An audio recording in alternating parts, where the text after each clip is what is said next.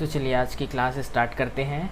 तो आज की क्लास पे हम एलसीएम, एचसीएफ, लघुत्तम समापवर्त और महत्तम समापवर्त तो ये स्टार्ट करने वाले हैं। तो देखिए, जो हमारा एलसीएम होता है इसका फुल फॉर्म होता है लोवेस्ट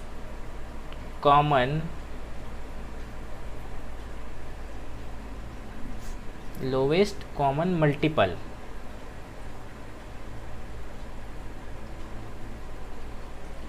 ठीक है। और जो HCF होता है ये होता है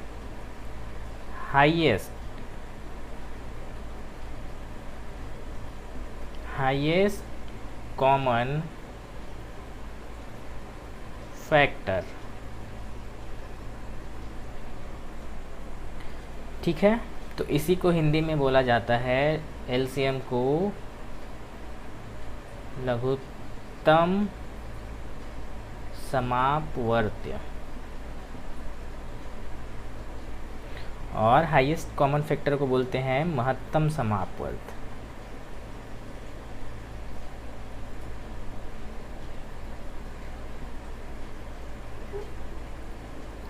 महत्तम समापवर्त।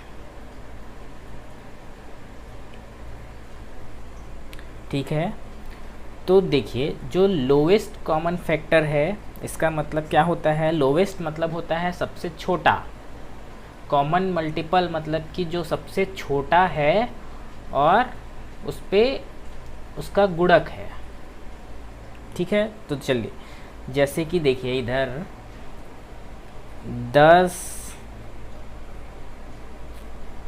20 और 25, इसका हमें एलसीएम निकालने बोले, मतलब लोवेस्ट कॉमन मल्टीपल। तो ठीक है। और एचसीएफ निकालना रहे तो कैसे निकालेंगे, तो वो बाद में देखेंगे। फ़िलहाल तो हम ये समझते हैं कि लोवेस्ट कॉमन मल्टीपल क्यों बोलते हैं। लघुत्तम मतलब छोटा, सबसे छोटा, लघुत्तम मतलब छोटा। तो इसका लघुत्तम निकालेंगे तो कितना आएगा, तो इसका लघुत्तम आएगा 100। ठीक है। तो देखो 25 का 100 में भाग देंगे तो कितने बार में जाएगा, 4 बार में। 20 का देंगे तो 5 बार में। 10 का देंगे तो 10 बार में। तो इसको लोवेस्ट कॉमन मल्टीपल इसलिए बोला जाता है कि इससे छोटी और कोई संख्या नहीं है। ये खुद सबसे छोटी संख्या है जिसका इन तीनों में, मतलब इन तीनों का जिस पे भाग चला जाता है। उसके बाद इससे बड़ी संख्या आएंगी जो इससे भाग हो सकती है, लेकिन इससे छोटी संख्या नहीं है जो इन तीनों से भाग चली जाए। तो इसीलिए इसको लोवेस्ट कॉमन मल्टीपल बोलते हैं। वह छोटी से छोटी संख्या जिसका हमारे तीनों संख्याओं से भाग चली जाए तो उसे लोवेस्ट कॉमन मल्टीपल। ठीक है। तो इसलिए इसे लघुत्तम समापवर्त। अब महत्तम समापवर्त जो है, हाईएस्ट कॉमन फैक्टर मतलब ये सबसे बड़ी संख्या हुई। ठीक है।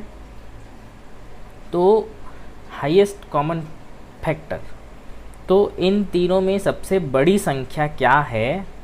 ठीक है। जो तीनों में कॉमन है, मतलब तीनों के जो फैक्टर करेंगे तो उसमें हमें सबसे बड़ी संख्या चाहिए। ठीक है। तो चलिए, तो जैसे देखिए 10 का मैं यहाँ पे फैक्टर करूँ 2 गुणित 5। ठीक है। और 20 का फैक्टर करूं मतलब गुणनखंड, तो 2 गुणित 2 गुणित 5। ठीक है। और 25 का करें, 25 का फैक्टर करें तो ये कितना होगा, 5 गुणित 5। तो इस फैक्टर में सबसे बड़ी संख्या, हाईएस्ट बोला है मतलब सबसे बड़ी संख्या कौन सी है जो तीनों में कॉमन है। तो देखिए इधर 5, इस पे 5 और इस पे 5। ठीक है। तो इन तीनों में जो 5 है फैक्टर में वो सबसे बड़ी है, तो इसीलिए इसे हाईएस्ट कॉमन फैक्टर बोलते हैं। ठीक है। तो इसके बारे में ज़्यादा डिस्कस नहीं करते क्योंकि ये सबको कुछ जनरली पता होता है। तो हम ये देखते हैं कि इसे हम शॉर्टकट तरीके से, जल्दी तरीके से निकाल कैसे सकते हैं वो सीखते हैं। और इस पे हम कौन कौन से क्वेश्चंस किस टाइप से बनते हैं वो देखेंगे, ठीक है।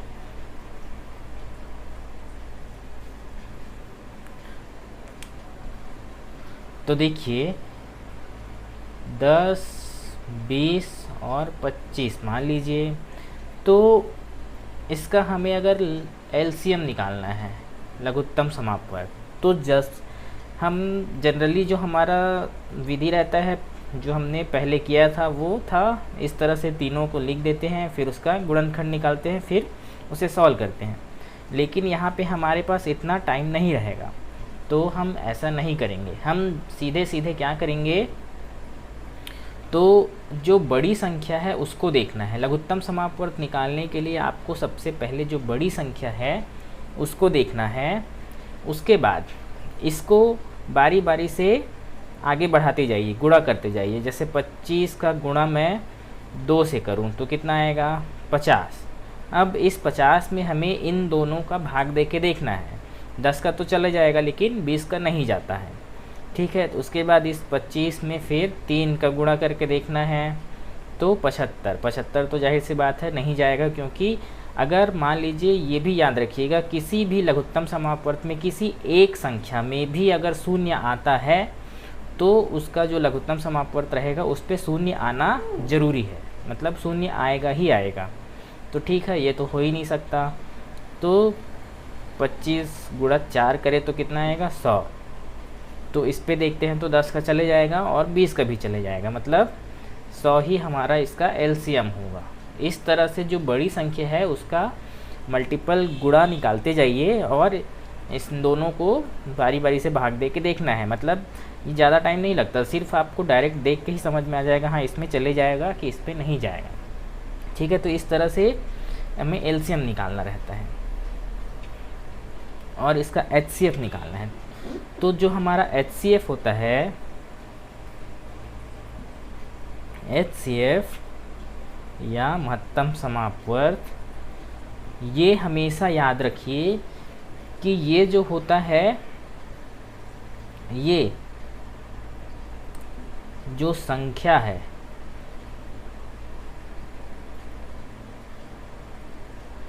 संख्या का अंतर, संख्या का अंतर या अंतर का गुणनखंड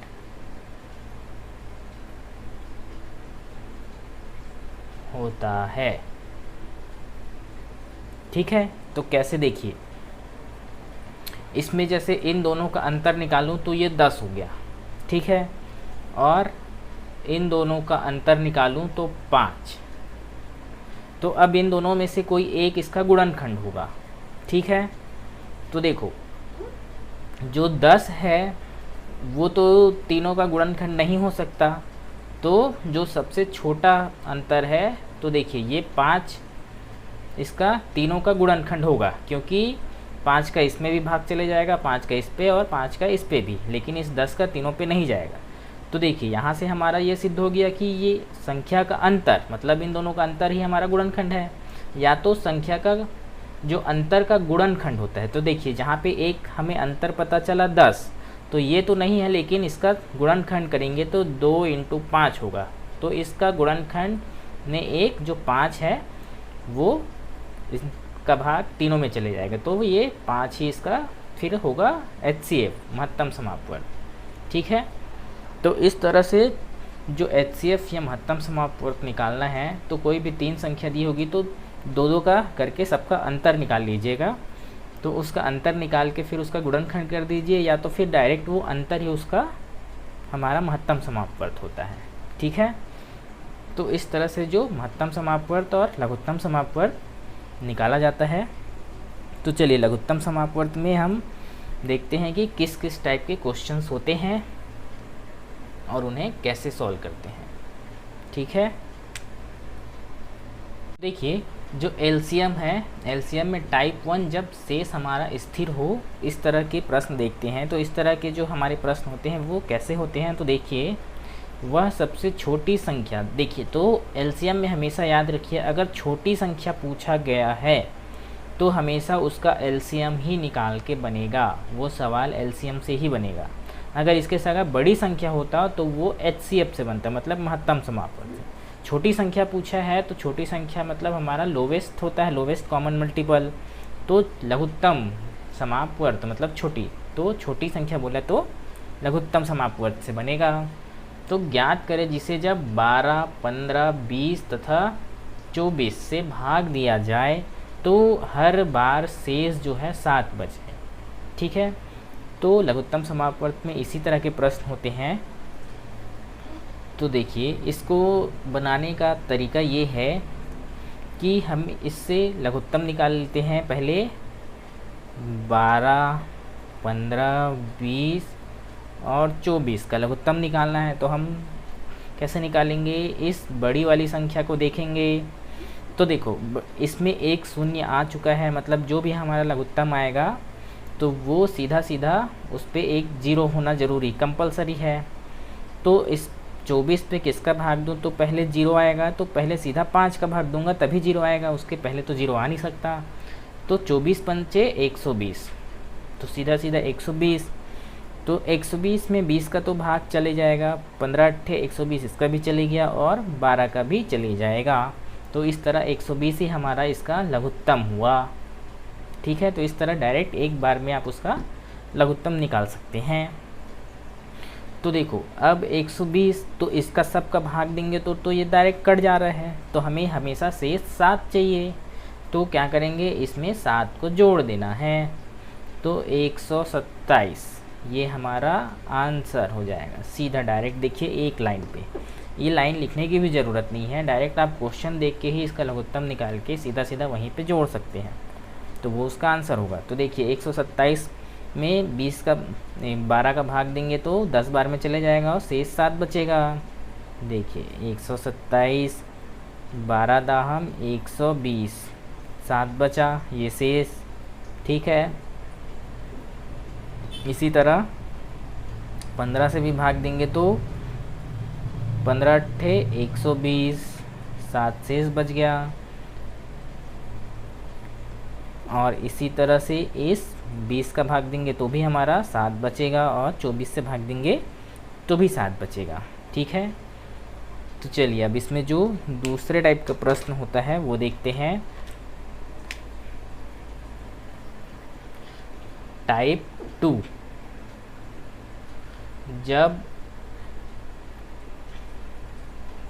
अंतर बराबर हो, शेष व इस संख्या का अंतर बराबर होता है, उस टाइप का प्रश्न रहता है। तो चलिए देखिए, जो अगला प्रश्न है वो इसके टाइप 2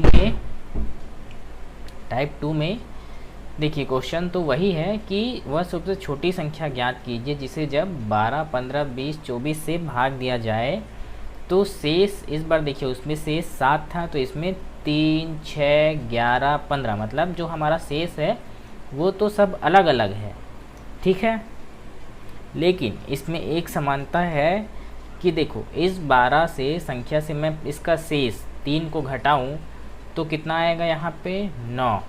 ठीक है, अब दूसरी संख्या 15 है, इस 15 से दूसरा शेष फल, इसका शेष फल कितना है 6, तो 15 में 6 को घटाऊं तो भी हमारा 9 बचेगा। इसी तरह इस 20 से मैं इस 11 को घटाऊं तो भी 9 शेष बचेगा, और इस 24 से 15 को घटाऊं तो भी 9 आएगा। तो इस तरह से जो सबका जो शेष है उनको घटाने के बाद एक ही नंबर आया है। तो इस तरह के प्रश्नों को कैसे बनाएंगे?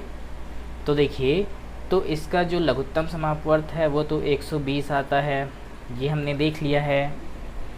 तो उसके बाद हमें क्या करना है, जो इन सबको इससे घटाने के बाद जो ये 9 आया है, इस 9 को हमें इसमें घटा देना है। तो कितना आएगा ये 9, 10 में से 9 गया तो 1, फिर 1, 111। ठीक है, तो ये 111 ही हमारा आंसर है। मतलब इस टाइप के क्वेश्चन में अगर सब शेष अलग अलग दिया हो पर उसको घटाने के बाद हमारा सबका एक ही नंबर आए, एक ही संख्या आए, तो लघुत्तम, उसका लघुत्तम निकालने के बाद उस संख्या को जो घटाने के बाद आता है उसको सीधा हमारी संख्या में घटा देना है। तो देखिए 111 में अगर मैं 12 से भाग दूँ तो 12 निया 108 और इसको घटाएंगे तो 8 3 11, तो शेष हमारा 3 भी आ गया और 9 बार में ये भी चले गया। तो इसी तरह से अगर मैं इसको 15 से भाग दूँ हमारी इस संख्या को, तो शेष हमारा 6 आ जाएगा, और 20 से भाग दे तो 11 और 24 से भाग दे तो 15। तो इस तरह जो टाइप 2 वाले प्रश्न हैं वो इस तरह से रहते हैं। अब इसमें टाइप 3 वाला देखते हैं, जिस पे क्या होगा, हमारा जो संख्या है उसका शेष फल भी जो रहेगा वो अलग अलग रहेगा, और उसमें कोई अंतर जो है उसको घटाने के बाद बराबर नहीं रहता है। तो उस तरह के प्रश्न कैसे सॉल्व करते हैं वो भी देखते हैं, तो वीडियो पे बने रहिए। देखिए जो टाइप 3 का है उसके क्वेश्चंस कैसे होते हैं, तो वह सबसे छोटी संख्या ज्ञात कीजिए जिसे जब 13 से भाग दिया जाए तो शेष 10, और जब 17 से भाग दिया जाए तो शेष 16 बचेगा। ठीक है, तो देखो 13 से भाग दे रहे हैं तो 10 बच रहे हैं, तो इन दोनों को अगर मैं घटाऊं तो कितना हो रहा है 3, और 17 से 16 को भाग दे रहे हैं, ये 17 से भाग देंगे तो 16 बचेगा, तो इन दोनों को घटाऊं तो 1, तो 1 का 3 है, 1 का 1, तो दोनों अलग अलग हैं, तो उस तरह से तो नहीं बनाया जा सकता। तो देखो इसे कैसे बनाएंगे, तो देखो 13 से भाग देने पर हमारा शेषफल 10 बचता है। इसका मतलब क्या हुआ कि 13 से मैं जब उस संख्या को भाग दूं, ठीक है, तो मेरे पास क्या बचेगा, शेषफल 10 बचता है। ठीक है, और तो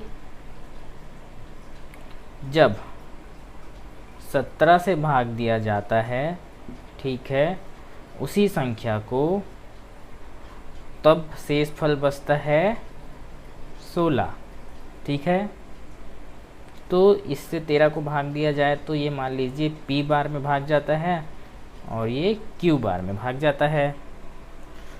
तो हमारा संख्या क्या बन जाएगा, तो इससे तो जो हमारा भाजक होता है उसका मल्टीप्लाई भागफल से होता है। तो 13 इंटू पी प्लस जो शेषफल होता है उसको जोड़ दिया जाता है 10। तो इस तरह से ये हमारी संख्या है। तो इसी तरह इसकी संख्या निकालेंगे तो 17 इंटू क्यू प्लस 16।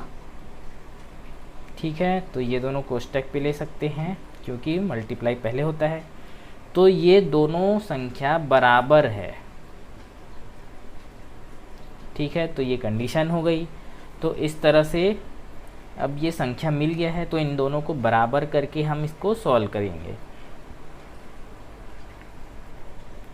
ठीक है, तो यहाँ पे मैं लिखता हूँ 13p प्लस 10 बराबर 17q प्लस 16।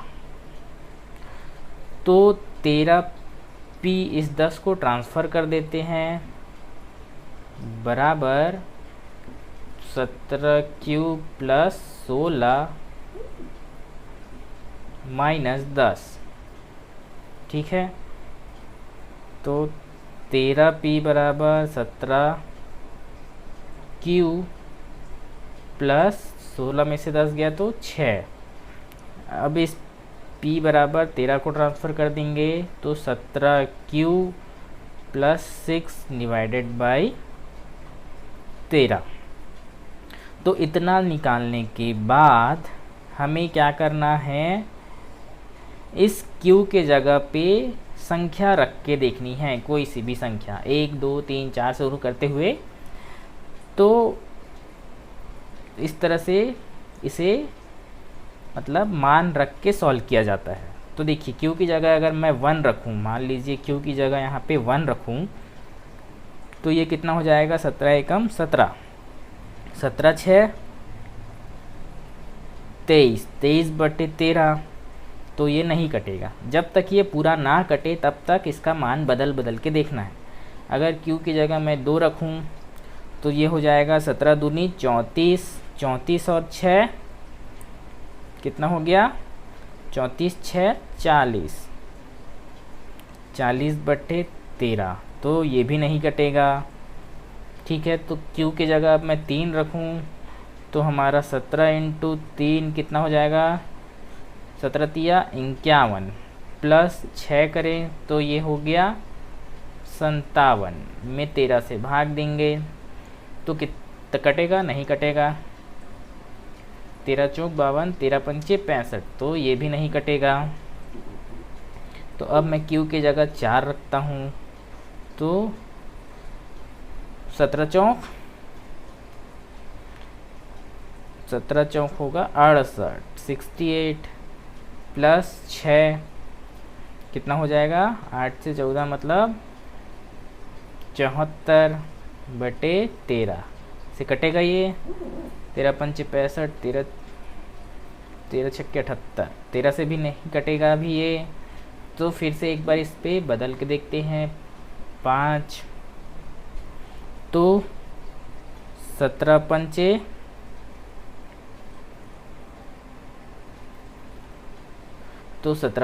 85 प्लस 6 तो ये हो गया 91। तो ये 13 से भाग जाएगा क्या, 13 पंचे 65, 13 छंग 78, 13 सत्ते 91, तो ये कट जाएगा।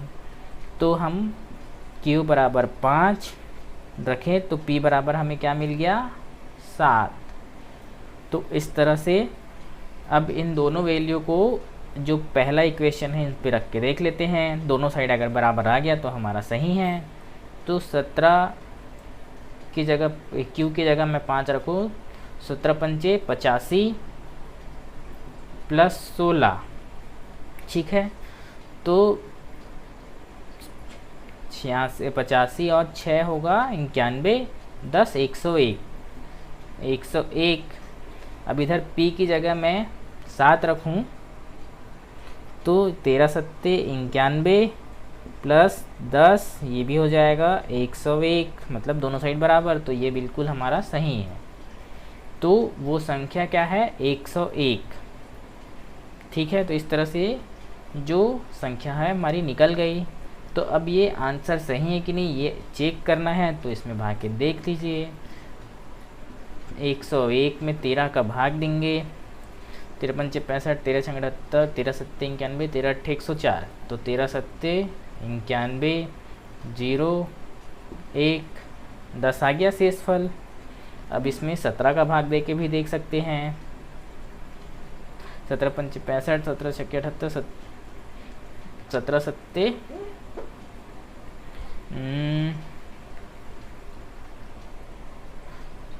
17 छक्के 91, नहीं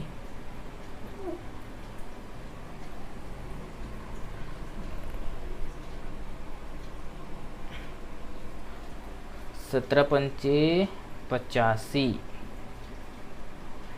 तो 9 बार में ये जाएगा, 9 6 बार में 6 5 11, इधर 9 1 16, तो 16 हमारा शेषफल आ गया।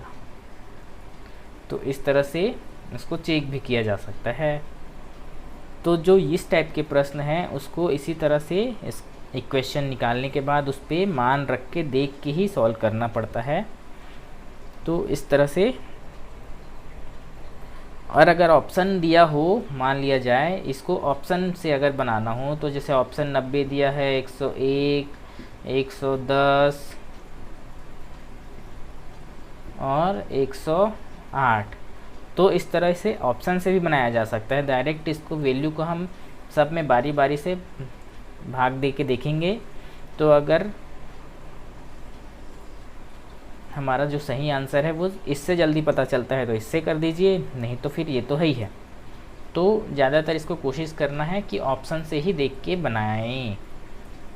ठीक है, तो जो एलसीएम के हमारे 3 टाइप के प्रश्न थे वो हो गए हैं। तो आज के लिए यहीं तक देखते हैं, फिर इसके बाद नेक्स्ट क्लास में हम एचसीएफ का देखेंगे कि एचसीएफ में हमारे किस टाइप के प्रश्न होते हैं और उनको कैसे बनाया जाता है। ठीक है, तो चलिए आज के लिए इतना ही।